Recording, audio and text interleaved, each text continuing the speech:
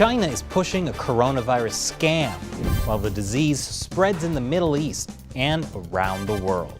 That and more on this week's China News Headlines.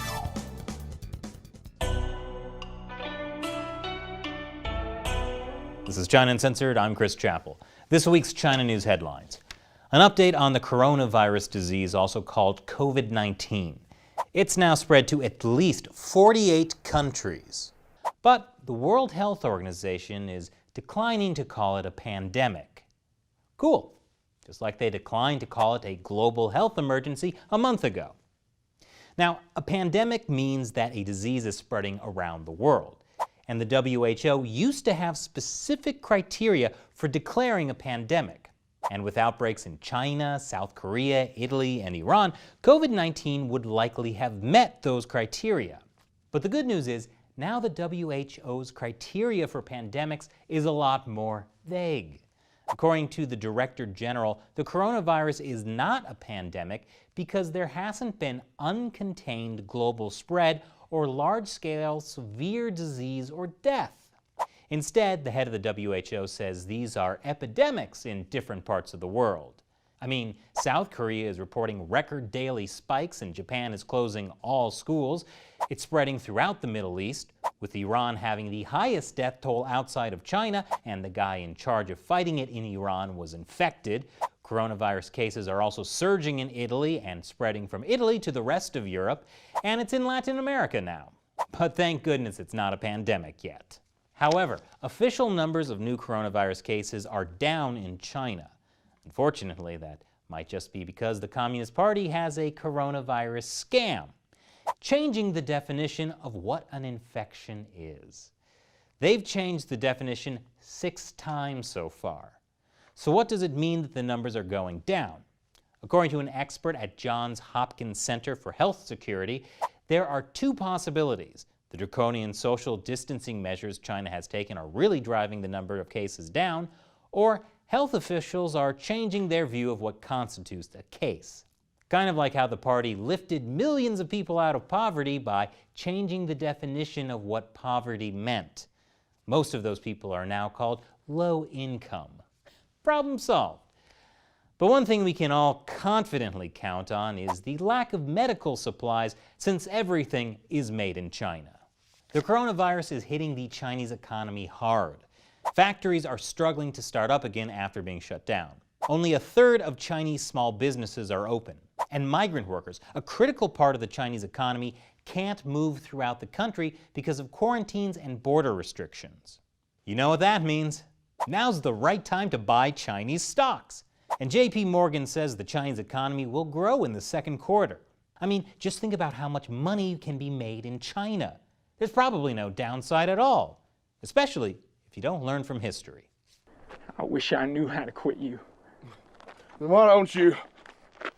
The Trump administration is considering punishing Chinese state-run news organizations operating in the United States. That's in retaliation for China kicking out 3 Wall Street Journal reporters, which itself was possibly retaliation for the U.S. labeling Chinese state-run media operatives of China's communist state, which they are. Some of them are part of the Chinese Communist Party's Central Propaganda Department.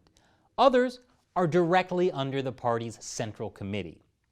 Reporters with state-run media in the U.S. have been accused of essentially spying for the Communist Party. That's why the new punishments the Trump administration are considering may include expelling journalists who have contact with intelligence agencies.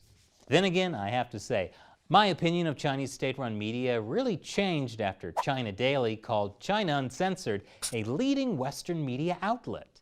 Also, disgraceful anti-China garbage, which seems to have come out of a gossip rag.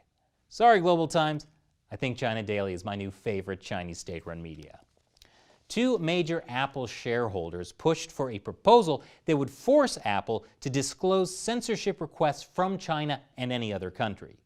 The motion, set to be voted on by the company's investors this week, was prompted by numerous allegations of Apple kowtowing to Beijing and blocking apps from being used by Chinese customers. That includes Apple removing VPNs at Beijing's request. so that Chinese people can't access the outside internet on their iPhones. But good news for Apple. The votes are in and Apple will not be held accountable. Apple's major shareholders are all large corporations which themselves mostly have investments in China. So really, this helps everyone not be held accountable. But there is at least some good news this week. On February 19th, you saw our episode about how the Chinese consulate in New York put up an exhibit about Tibet in the Queen's Public Library, full of all sorts of propaganda.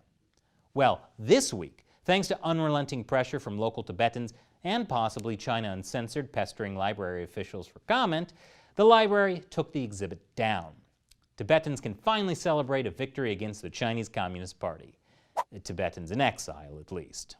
And that's it for this week's China News Headlines. Now it's time for me to answer a question from a fan who supports China Uncensored on the crowdfunding website Patreon. Today's question comes from Joe King. Chris, do you think that while the plaque will be placed into the box for shipping, our cherry blossoms of joy will spread their petals above the Google execs' dew of shameful tears? I think that's my favorite question ever. So, China Uncensored just hit 1 million subscribers. Supposedly, that means YouTube will send us a plaque like this. This comes after YouTube and Google have been suppressing the show. Subscribers have been secretly unsubscribed. People don't get notifications of new episodes even when the notification bell is on. Videos have been demonetized, age-restricted, or taken down with no explanation. China Uncensored rarely turns up in suggested videos, and for years, if you tried to search China Uncensored, the suggested text would be China Uncensorship Pollution, which is definitely a real thing. We struggle to even get our t-shirt merchandise approved. And yet, despite all this, China Uncensored has continued to grow, even as the revenue from YouTube continues to plummet. This has been possible because you are watching and sharing the videos, and you continue to support the show on the crowdfunding website Patreon. So YouTube and Google have failed to stop us, and that's all because of you. So I can only imagine that plaque will be bathed in a gentle mist of the tears of those Google execs who still long to get back into China. That is, if they ever ship it to us. I'm not going to hold my breath. Thanks for your question. And thanks for your support, Joe King.